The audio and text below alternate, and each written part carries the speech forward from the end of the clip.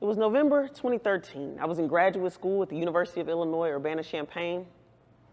And I'm supposed to be living my best PhD life, right? But I get a call from my aunt who's in St. Louis, Missouri. And we're talking and she says, April, something ain't right with your mama. And I'm like, what? Like, wait, I mean, she's in her 50s, so I was like, is she sick? Like, what's going on? And she says, something ain't right with your mama. You need to come home and check on her. I said, yes, ma'am. That weekend I went home and, you know, I'm learning to be a researcher, so I started observing. And I observed her at church. I observed her in her home office. And I also observed her, just her daily activity. And something wasn't right. So I make an appointment with the doctor, and so I go back to school, come back in December, and we're sitting in the doctor's office when the doctor says these words to my mom. You have frontotemporal dementia.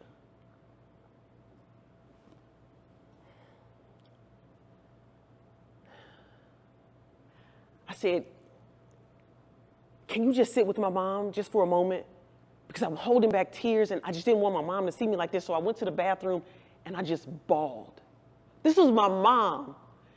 And I was like, to me, it was a death sentence. I didn't know anything about it. Like, so we go home. I go back to school. 2014, I end up graduating and I get a job working at Kansas State University, which allowed me the flexibility to come home like once a month to support my mom. And so eventually, after 2 years, dementia kept wearing on her and she needed more support.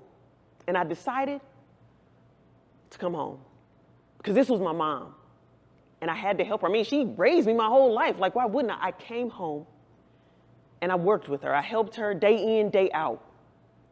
But graduate school does not prepare you to be a caretaker. Nor does it prepare you for all the stress and anxiety that comes along with it, because I'm navigating my life as well as my mom's life. It was difficult. And so day in, day out, I'm caring for mom. And one day, the water was running and I snapped. I was like, Mom, turn the water off. Mom, turn the water off. And I felt horrible. Miserable. This was my mom. She didn't deserve that. She didn't even know what the water was. She had dementia.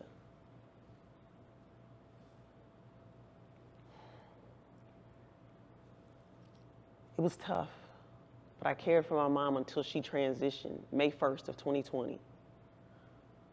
Caring for my mom, Teresa Annette Warren Gardner, was my greatest thing that I've ever done, and I was honored to be there with her every step of the way. With that, I learned that we have to meet people where they are. And with that, my mom will always be with me for that. And I'm so thankful.